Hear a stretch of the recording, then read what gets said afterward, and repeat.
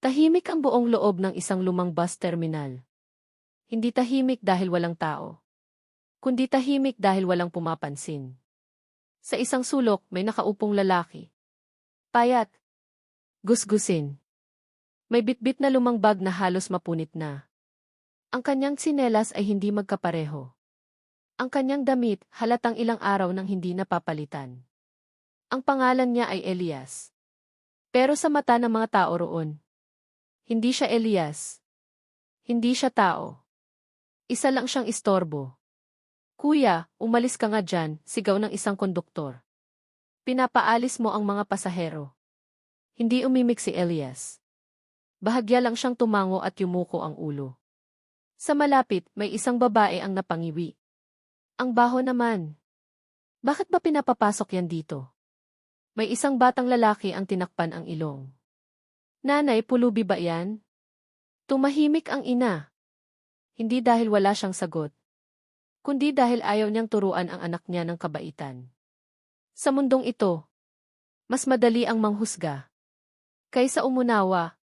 Hindi nila alam na ang lalaking iyon ay may dalang lihim, na kayang patahimikin ang lahat ng nandyan.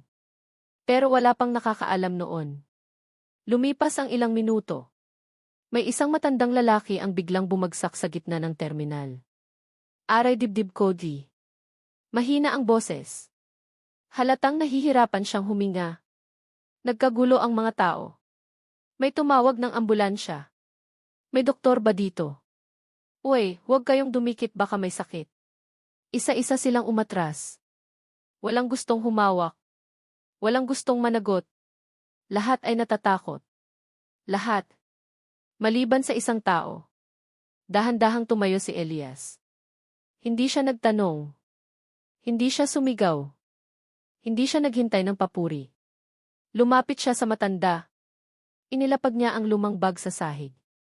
Lumuhod. At maingat na hinawakan ang kamay ng lalaki. Sir, huminga po kayo ng dahan-dahan, mahinahon niyang sabi. Nagulat ang mga tao. Uy, huwag mong hawakan. Baka kung ano yan. Pulubi yan, anong alam niyan? Pero hindi umatras si Elias. Mula sa bag niya, naglabas siya ng lumang first aid kit. May gasgas. May kalawang ang zipper. Pero kompleto. Niluwagan niya ang kwelyo ng matanda. Tinulungan itong huminga. At marahang minasahe ang dibdib ayon sa tamang paraan. Isang babae ang napabulong. Parang marunong siya. Ilang segundo ang lumipas. Unti-unting bumalik ang kulay ng mukha ng matanda. Huminga ito ng mas maayos. Salamat, mahinang sabi ng lalaki. Tahimik ang paligid. Walang palakpakan. Walang papuri. Pero may isang bagay na nagbago. Ang tingin ng mga tao. Dumating ang ambulansya makalipas ang ilang minuto. Habang isinasakay ang matanda, tinawag ng paramedic si Elias. Kuya, saan ka natuto niyan? Hindi basta-basta ang ginawa mo. Umiti lang si Elias. Isang ngiting pagod pero payapa. Dati po trabaho ko yan. Napakunot ang noo ng paramedic. Dati.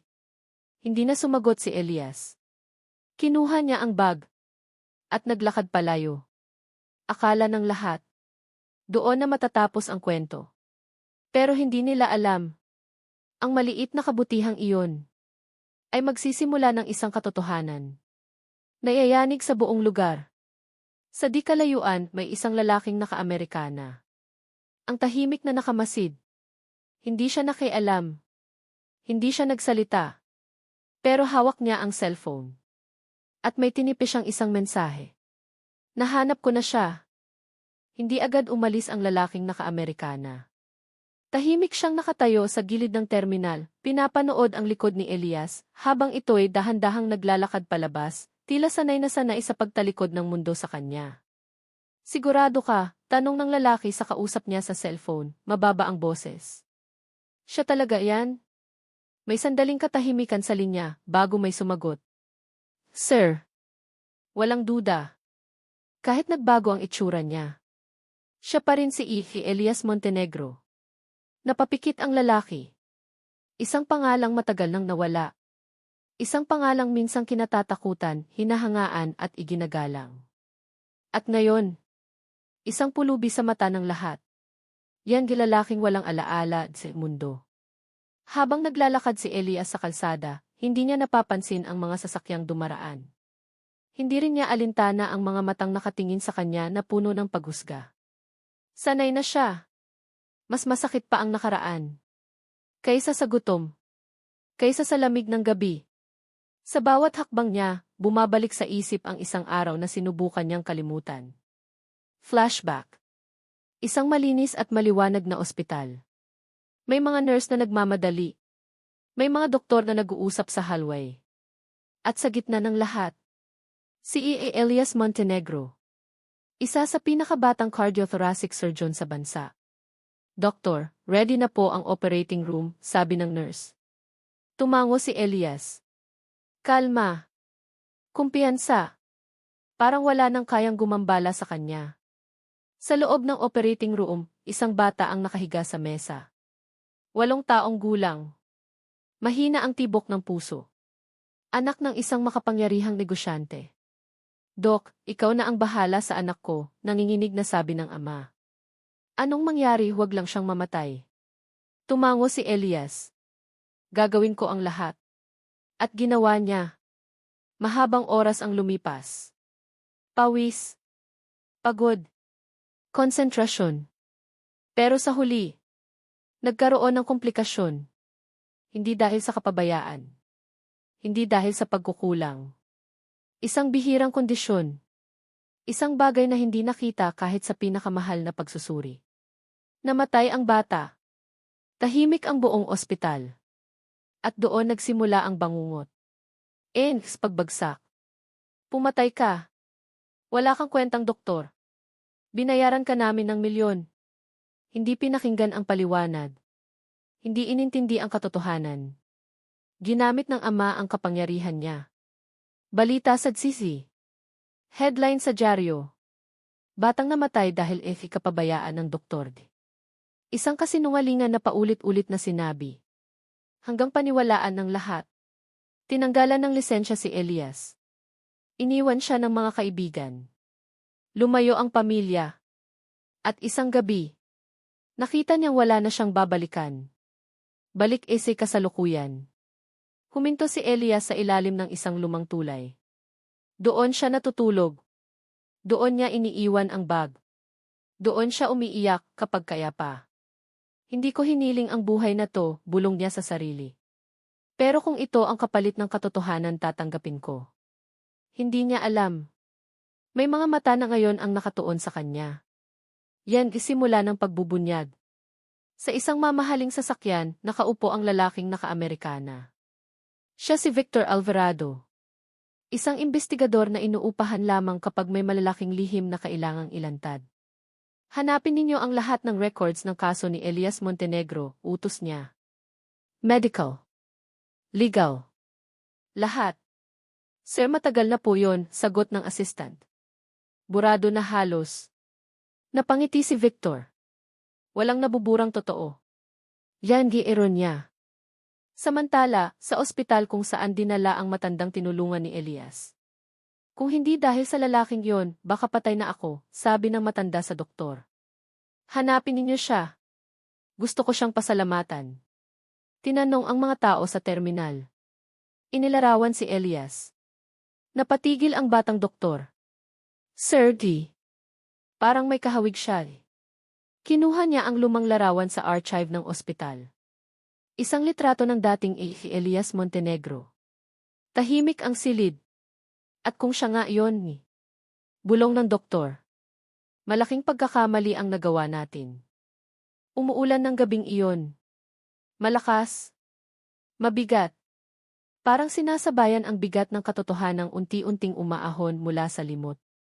Sa loob ng isang pribadong opisina, nakatayo si Victor Alvarado sa harap ng isang mesa na puno ng dokumento, lumang medical records, sirang hard drive, at mga papeles na may bahid ng panahon. Sir, sabi ng assistant, may nakita po kaming kakaiba. Iniabot nito ang isang file. Post-operative report, confidential. Napakunot ang noo ni Victor habang binabasa. Hindi tugma ang findings, bulong niya. May tinanggal na bahagi. Hindi ito simpleng pagkakamali. Ito ay sinadya. Yan gi-ebyensyang binura. Sa orihinal na report, malinaw na nakasaad. Ang pasyente ay may rare congenital cardiac anomaly na halos imposibleng matukoy kahit sa advanced scans. Pero sa opisyal na record na isinumite sa korte, wala ang linyang iyon. Tinanggal. Binura. Parang hindi kailanman umiral. Sinong may kapangyarihang gawin to? Tanong ni Victor. Nag-atubili ang assistant bago sumagot. Ang ama ng bata po si Ramon Calderon. Tahimik ang buong silid. Isang pangalan na nanginginig ang buong industriya. Isang negosyanteng kayang bumili ng katahimikan. Isang lalaking hindi sanay matalo kahit ng katotohanan. Samantala, ilalim ng tulay. Basang-basa si Elias. Nakatayo siya sa ilalim ng tulay, pinagmamasdan ang ulan habang hawak ang lumang bag, ang tanging saksi sa kanyang nakaraan. May kumalabog na barya sa tabi niya. Kuya, kain ka. Isang batang babae. Mga 9 na taong gulang. Payat. Simple ang damit. Pero maliwanag ang mga mata. Ngumiti si Elias. Salamat, mahina niyang sabi. Umupo ang bata sa tabi niya. Kuya, tanong nito, masama ka ba dati? Napangiti si Elias, isang iting may sakit. Hindi, sagot niya. Pero pinaramdam sa akin ng mundo na ganoon. Tahimik ang bata saglit bago magsalita. Sabi ni Mama, hindi lahat ng sinisisi ay may kasalanan. Nanlabo ang mata ni Elias. Sa loob ng maraming taon. Iyon lang ang unang beses na may naniwala sa kanya. Kahit hindi niya kilala. Yan pagbabalik ng alaala. Kinagabihan, habang natutulog si Elias, bumalik ang bangungot. Sigawan. Flash ng camera. Mga salitang paulit-ulit na bumabaon sa utak niya. Pumatay ka. Dapat kang makulong. Doktor ka pa man din. Napabalikwas siya. Pawisan. Nanginginig. Hanggang kailan, bulong niya. Hanggang kailan ako tatakas? Hindi niya alam. May paparating na sagot. Yan yung unang pagyanig. Kinabukasan, may inilabas na balita. Investigasyon lumang kaso ng medical negligence, muling binuksan. Nagkagulo ang social media. Ha? Di ba matagal na yan? Bakit ngayon lang? May tinatakpan ba? Sa isang mansyon, nagbasag ng baso si Ramon Calderon. Ano to? Sigaw niya. Sino ang may lakas ng loob na galawin ang kasong iyon? Lumapit ang abogado niya. Sir, may ebidensyang lumabas. At may isang pangalan na bumabalik. Napuno ng galit ang mukha ni Ramon. Hanapin ninyo siya, utos niya. Bago pa siya magsalita. Babala. Sa gabi ring iyon, may huminto na itim na sasakyan malapit sa tulay. Bumaba si Victor. Lumapit siya kay Elias, dahan-dahan, walang yabang. Ikaw si Elias Montenegro, sabi niya. Napatayo si Elias. Hindi mo ako kilala. Ngumiti si Victor. Kilala kita higit sa iniisip mo. Inilabas niya ang isang lumang vihi. Doctor's license, Elias Montenegro. Nanginig ang kamay ni Elias. Paano mo? Hindi pa tapos ang kwento mo, putol ni Victor. At panahon na para marinig ng mundo ang totoo. Tahimik si Elias. Takot. Pagod. Sugatan. Kapag bumalik ako, mahinang sabi niya. May masasaktan. Tumango si Victor. Pero sa pagkakataong ito, ikaw ang lalabas na tama. Sa harap ng Regional Medical Board, nagsimula ang araw na matagal nang iniiwasan ng marami. At matagal nang hinihintay ng iisa. Tahimik ang hallway pero ramdam ang tensyon. May mga reporter. May mga kamera. May mga matang sabik sa iskandalo. At sa gitna ng lahat, si Elias. Hindi na siya nakatsinelas. Hindi na gusgusin. Simple lang ang suot niya, puting polo, maayos na pantalon. Pero ang mga mata niya, dala pa rin ang bigat ng 10 taong pananahimik. Handa ka na ba? Tanong ni Victor. Huminga ng malalim si Elias. Hindi, sagot niya. Pero lalabas pa rin ako. Endis pagbubukas ng kaso. Sa loob ng hearing room, nandoon ang lahat. Mga doktor, mga abogado, media, at sa dulo, si Ramon Calderon. Naka-Amerikana. Malinis, matikas, parang walang kailanman nawala sa kanya. Ngunit nang magtama ang mata nila ni Elias, sandaling nawala ang kumpiyansa ni Ramon. Simulan na natin, sabi ng chairman. Unang nagsalita ang abogado ni Ramon. Ang kasong ito ay matagal nang sarado. Ang muling pagbubukas nito ay isang pag-aaksaya ng oras. Tumayo si Victor. Kung sarado po ang kaso, mariin niyang sabi. Bakit may ebidensyang binura? Nagbulungan ang mga tao. Yan ebidensyang hindi na itago. Isa-isang ipinakita ang dokumento sa malaking screen. Original na medical report. Edited version na isinumit sa korte. Digital logs ng pagbabago. Testimony ng dating hospital IT staff. Ang mga pagbabago ay ginawa, paliwanag ni Victor. Sa utos ng isang taong may malaking donasyon sa ospital. Lahat ng mata ay napunta kay Ramon. Kasungalingan, sigaw nito. Binabayaran kayo ng lalaking iyan. Tumayo si Elias.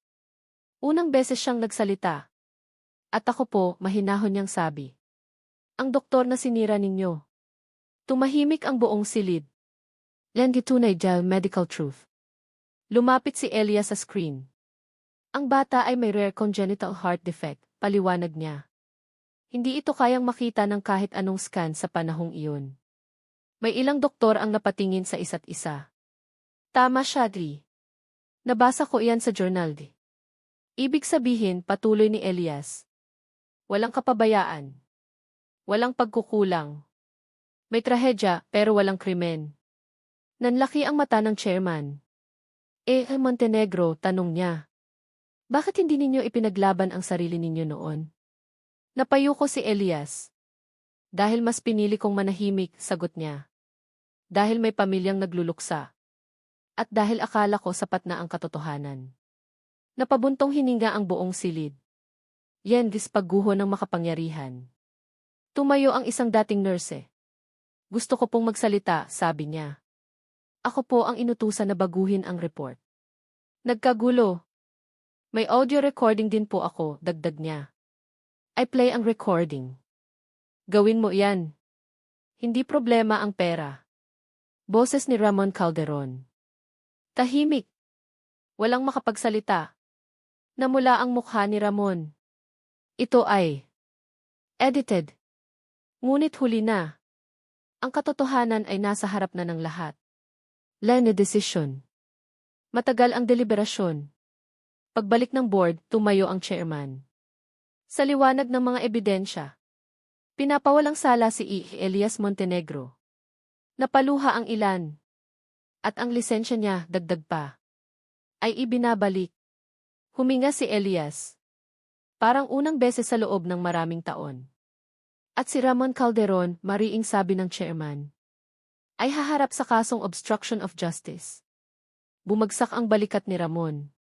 Ang lalaking bumibili ng katahimikan ay naubusan ng pera laban sa katotohanan. Makalipas ang ilang linggo mula nang muling ibalik sa liwanag ang pangalan ni Elias Montenegro, tila nag-iba ang mundo sa paligid niya, kahit sa pinakamaliit na paraan. Ang terminal, na dati tahimik at puno ng panghuhusga, ngayon ay may kakaibang katahimikan, hindi dahil sa takot, kundi dahil sa respeto at kaunting pag-unawa. Si Elias, na dati itinuring na walang halaga, ay ngayon ay tahimik na naglalakad sa parehong daan na minsang nagbanta sa kanya ng pangungutya at panghuhusga. Ang bawat hakbang niya ay may bigat, ngunit iba ang bigat na ito, isang bigat na dulot ng kalayaan mula sa maling paniniwala ng mundo. Len's terminal ay hidden sa mata ng mundo. Habang naglalakad siya, napansin niya ang ilang bata na naglalaro sa tabi. May isang batang lalaki, mga 10 taong gulang, ang huminto at tumingin sa kanya ng matagal. Kuya, sino po kayo? Tanong ng bata, may halong pagkamausisa at kaunting takot. Mumiti si Elias, dahan-dahan at mahinahon. Isa lang akong tao na natutong tumulong, sagot niya, sabay abot ng kamay para ituro ang isang lumang kwaderno sa sahig na naiwan ng batang babae. Baka gusto mo itong itaas para sa iba. Napangiti ang bata. May kakaibang liwanag sa kanyang mga mata. Para bang hindi lamang natutunan niya ang kabutihan, kundi nakita rin niya ang epekto nito sa buhay ng iba. Sa kabilang dako, may isang matandang babae ang bumangon mula sa upuan, dala ang kanyang pamangkin na may sugat sa tuhod. Anak, tulungan mo nga ang apo ko, wika niya, halatang kinakabahan. Agad na lumapit si Elias, walang alinlangan, at tinulungan ang bata, tinanong ang kondisyon, at dahan-dahang inasikaso ang sugat. Walang kamera. Walang papuri. Ngunit sa mga nakapaligid, ramdam ang lakas ng kabutihan. Yan yung unang halimuyak ng pagbabago. Habang patuloy ang ulan sa labas ng terminal, napansin ni Elias na unti-unting nagbago ang paligid. Ang mga taong dati mabilis manghusga, ngayon ay natutong umunawa at maghintay. Ang batang lalaki, na minsang natakot sa kanya, ngayon ay nag-aalok ng payong sa mga basang naglalakad. Ang matanda, na dati natatakot sa sakit, ay natutong humingi ng tulong ng may kumpiyansa. Ang isang maliit na kabutihan, isang simpleng pag-abot ng kamay, ay nagsimula ng domino effect sa buong komunidad.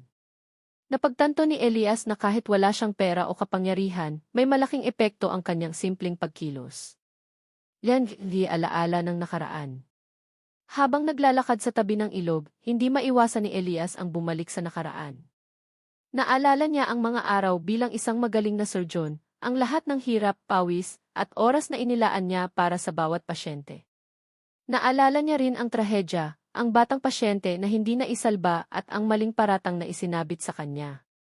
Bakit ako lumalakad sa mundo na ganito kalupit? Bulong niya sa sarili. Bakit ako pinilit na magtago at manahimik? Ngunit may isang bagay na malinaw, hindi na siya mauulit sa kahapon.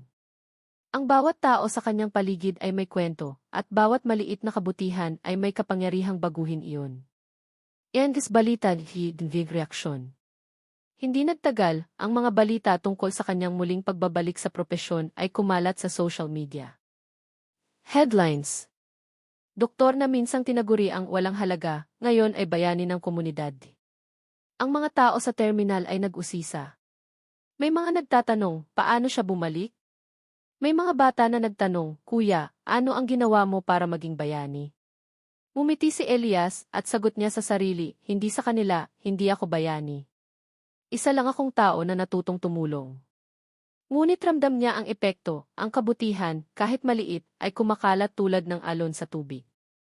Iyan is pagsubok ng kalooban. Isang gabi, habang tahimik sa tulay, may isang batang babae na lapit sa kanya.